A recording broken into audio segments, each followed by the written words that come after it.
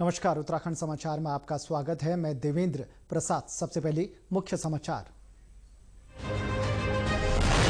देहरादून में आयोजित स्वास्थ्य मंत्रियों के चिंतन शिविर में लिंगानुपात सुधारने और 2025 तक टीबी मुक्त भारत बनाने का लिया गया संकल्प।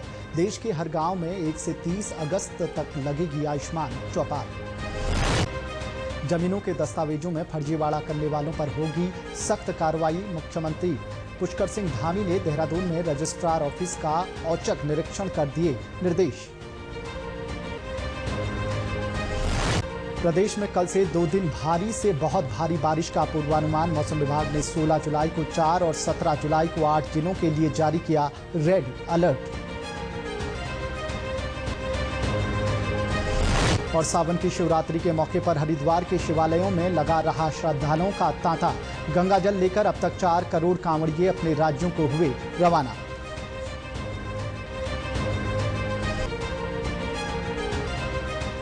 अब समाचार विस्तार से।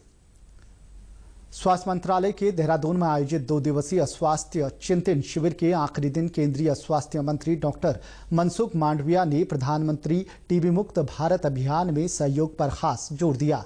उन्होंने लोगों से निक्षय मित्र बनने के लिए आगे आने का आह्वान करते हुए कहा कि इससे भारत को टीबी मुक्त बनाने में काफी मदद मिल सकती है। केंद्रीय मंत्री ने राज्यों से टीबी उन्मूलन को प्राथमिकता और तेजी देने के साथ ही विकलांगता प्रमाण पत्र जारी करने की प्रक्रिया आसान बनाकर देश की दिव्यांग आबादी को सहयोग देने का भी आग्रह किया।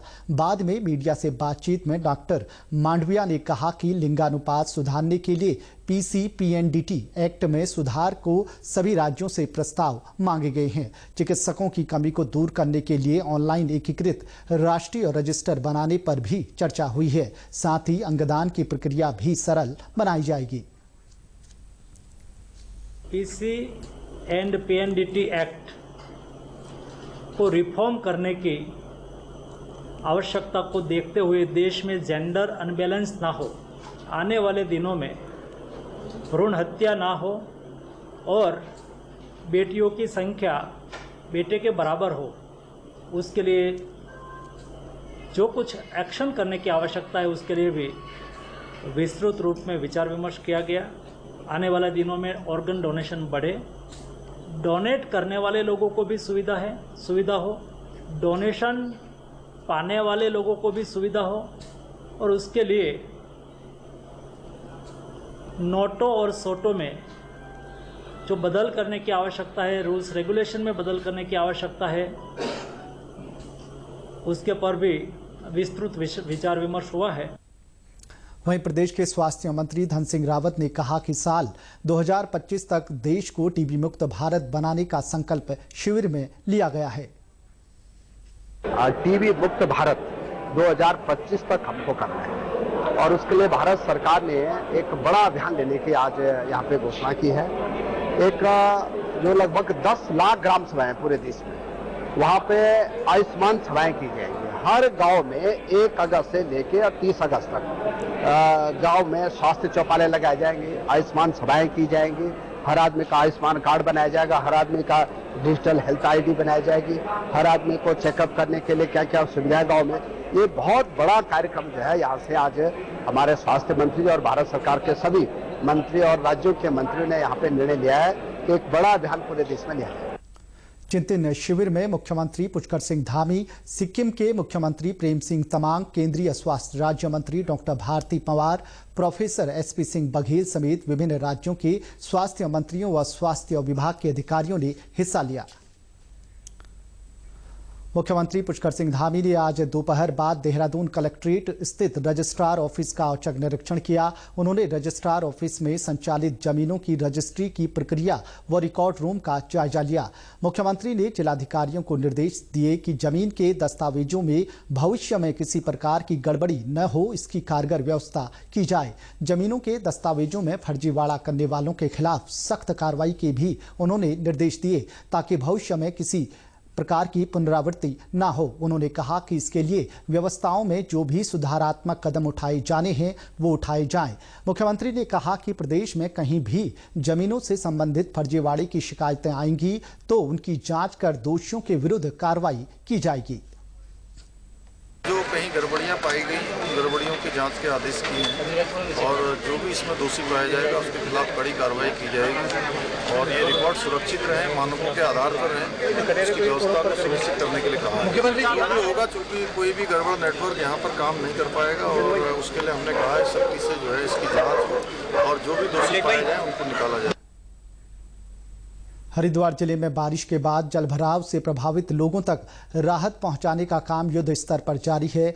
जिले में राहत और बचाव कार्यों के लिए एसडीआरएफ और एनडीआरएफ की 12 टीमें तैनात की गई हैं। साथ ही जल पुलिस, भारतीय सेना, पुलिस और राजस्व विभाग की टीमें भी राहत और बचाव कार्यों में सहयोग कर रही है। जिले की लक्सर तहसील में बाढ़ से प्रभावित 33 गांवों तक आज भी खाद्यान्न सामग्री पहुंचाई गई। वहीं रुड़की में जलभराव से प्रभावित 750 परिवारों को सहायता धनराशि उपलब्ध कराई जा रही है। उधर प्रदेश में 200 से ज्यादा सड़क मार्ग यातायात के लिए बंद हैं, जिन्हें खोलने की कार्यवाही जारी है। इस बीच मुख्यमंत्री ने सभी मंत्रियों को अपने क्षेत्रों में जाकर राहत और बचाव के कार्यों को और अधिक प्रभावी बनाने के लिए कहा है। इस बीच विधानसभा अध्यक्ष रितु खंडूड़ी भूषण ने बताया कि कोटद्वार में मालन नदी पर क्षतिग्रस्त पुल को बीआरओ की मदद से जल्द बनाया जाएगा।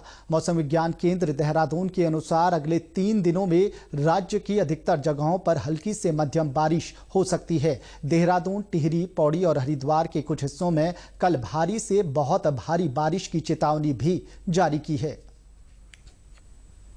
कल आप जब जाते हैं तो कल 16 तारीख को जो एक्टिविटी वो बढ़ने वाली है, तो अगर वेरी हैवी से एक्सट्रीमली हैवी रेंस की बात करें तो आपको देहरादून, टिहरी, पौड़ी और हरिद्वार डिस्ट्रिक्ट में कहीं कहीं पर देखने को मिलेगी और बाकी जो जनपद है उसमें हैवी से वेरी हैवी रेंस जो है कहीं कहीं पर रहेगी। तो अगर वार्निंग की बात करें तो इसमें रेड वार्निंग कल रखी गई है देहरादून, टिहरी, पौड़ी और हरिद्वार में। देहरादून, टिहरी, पौड़ी और हरिद्वार डिस्ट्रिक्ट है और इसी तरह कुमाऊं के जो है नैनीताल, चंपावत और उधम सिंह नगर डिस्ट्रिक्ट है। तो इनमें वेरी हैवी से एक्सट्रीमली हैवी रेन कहीं कहीं पर 17 तारीख को परसों जो है वो देखने को मिलने की संभावना है। तो इसके चलते हुए इन डिस्ट्रिक्ट्स को परसों जो है 17 तारीख को रेड वार्निंग में रखा गया है।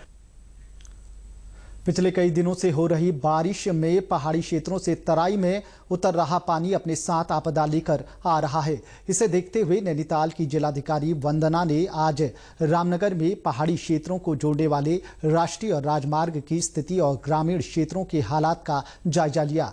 नदियों में आया बरसाती पानी रामनगर के कोसी बैराज में पहुंचकर बाढ़ जैसे हालात बना रहा है।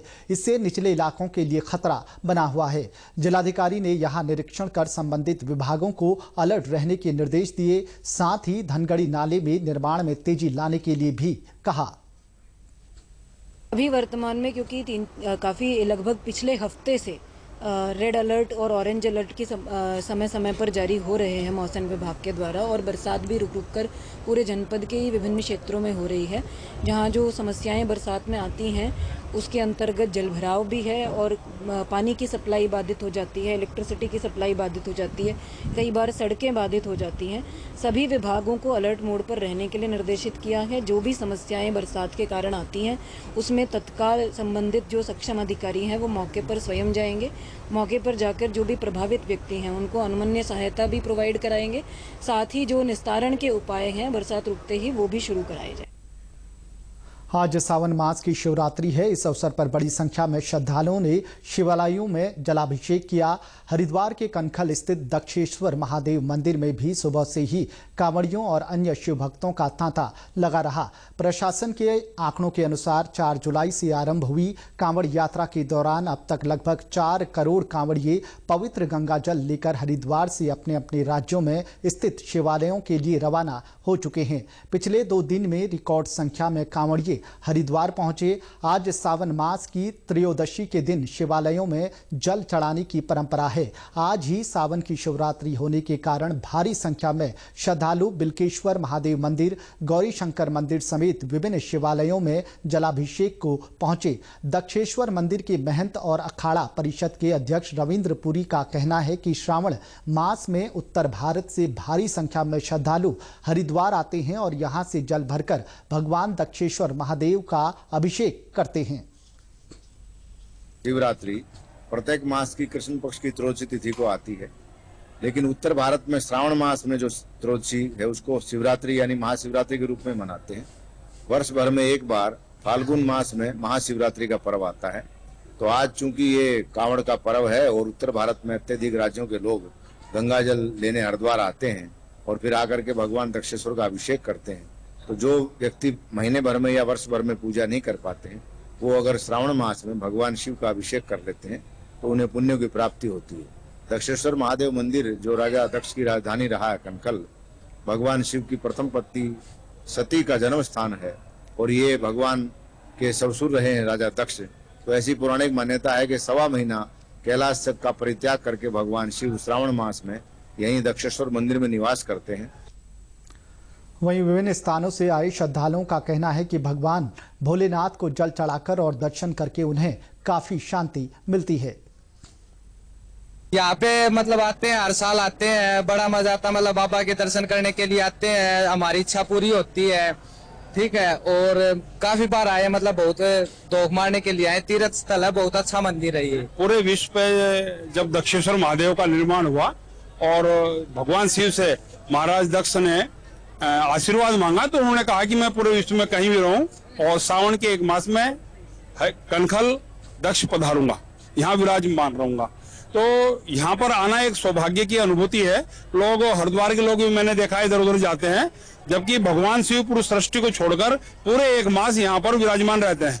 तो ये बड़ा आध्यात्मिक और सुकून को देने वाला पल है। और जितने भी यहाँ इस वक्त आते हैं उन सबको यहाँ जो समस्त पवित्र आत्माएं, समस्त गण जो अदृश्य रूप से आध्यात्मिक रूप से तपस्या करते रहते हैं, वे सब पूरा एक मास भगवान शिव की इस नगरी में दक्षेश्वर महादेव के आसपास निकट यहाँ पर रहते हैं। तो ये एक बहुत पॉजिटिव वाइब्रेशन का क्षेत्र है। यहाँ पर अदृश्य रूप से बहुत सारी पवित्र आत्माएं आकर के सावन में ही विशेष जल चढ़ाती हैं, क्योंकि जब भगवान शिव ने समुद्र मंथन में विष को पिया था तो उस विष को शांत करने के लिए पूरे सावन इसीलिए बरसात होती है कि भगवान शिव को ठंडा रखती है। और जो भगवान शिव को जल चढ़ता है वो भी इसी रूप में चढ़ता है कि भगवान शिव का वो जहर शांत हो। और ये उनका ससुराल भी है भगवान शिव का। तो भगवान शिव ने जब माँ सती हो गई थी तो उन्होंने मैना रानी को ये वचन दिया था कि यदि मैं पूरे ब्रह्मांड में कहीं भी रहूंगा तो 1 महीने के लिए केवल सावन में ही दक्ष पे ही विराजमान रहूंगा। देहरादून के IRDT सभागार में कौशल विकास एवं सेवायोजन विभाग की ओर से विश्व युवा कौशल दिवस मनाया गया। इस मौके पर आयोजित कार्यक्रम में राज्य के कौशल विकास एवं सेवायोजन मंत्री सौरभ बहुगुणा ने 2 कौशल रथों को हरी झंडी दिखाकर रवाना किया। इन रथों के माध्यम से प्रदेश में युवाओं को कौशल विकास संबंधी योजनाओं के प्रति जागरूक किया जाएगा। इस अवसर पर कौशल विकास मंत्री ने कहा कि विभाग का प्रयास अगले 4 साल में युवाओं का कौशल विकास कर उन्हें उनकी क्षमता के अनुरूप रोजगार प्रदान करना है। कोशिश है हमारी कि कौशल विकास को जो है लोगों तक पहुंचाया जाए, स्किल डेवलपमेंट विभाग की योजनाओं को लोगों तक पहुंचाया जाए। उत्तराखंड में स्किल की कोई कमी नहीं है। विभाग की जो योजनाएं हैं वो धरातल पे उतरे, ये हमारी कोशिश होनी चाहिए। और एक कोशिश है विभाग की कि स्किल डेवलपमेंट विभाग जो कि हमारे युवाओं को सिर्फ स्किल नहीं नौकरी भी देना चाहिए, जिस विभाग के द्वारा नौकरी भी मिलनी चाहिए। स्किल के साथ साथ हमारा प्राथमिकता है हमारी यही है कि आने वाले 4 सालों में ज़्यादा से ज़्यादा लोगों को स्किल करके उनको रोजगार दिया जा सके। वहीं कौशल विकास विभाग के सचिव विजय कुमार यादव ने बताया कि लगातार युवाओं के कौशल को बढ़ाने और निखारने के लिए विभाग की ओर से कार्य किए जा रहे हैं। आप सभी को पता है कि वर्ल्ड यूथ स्किल डे है, तो वर्ल्ड इस यूथ स्किल डे पर हम लोगों ने बच्चों के इंस्पायरेशन के लिए कुछ कार्यक्रम कर रखे हैं कि भविष्य में हमारे स्किल डिपार्टमेंट की क्या योजनाएं वो अपना करियर पाथ कहाँ बना सकते हैं। अगर वो ITI के बच्चे हैं तो वो अपना फ्यूचर कहाँ संभाल सकते हैं। अगर वो नर्सिंग से हैं, अन्य से हैं, तो विदेशों में उनको रोजगार के क्या अवसर हैं। अगर वो अनस्किल्ड हैं तो अब स्किल लेवल कैसे बन सकते हैं। अगर वो स्किल्ड हैं तो अप स्किलिंग कैसे कर सकते हैं। कार्यक्रम में आए नर्सिंग के युवाओं ने इस मौके पर खुशी जताते हुए कहा कि कौशल विकास के कारण आज उन्हें विदेश में रोजगार का अवसर मिल रहा है। स्किल डेवलपमेंट के अंडर में मैंने TITB में प्रोग्राम लिया, जिसमें मेरा N5 और N4 दोनों क्लियर है और अब मेरा इंटरव्यू भी क्लियर हो चुका है। मैं जापान जा रही हूँ। प्रदेश के समाचारों में बस इतना ही। नमस्कार।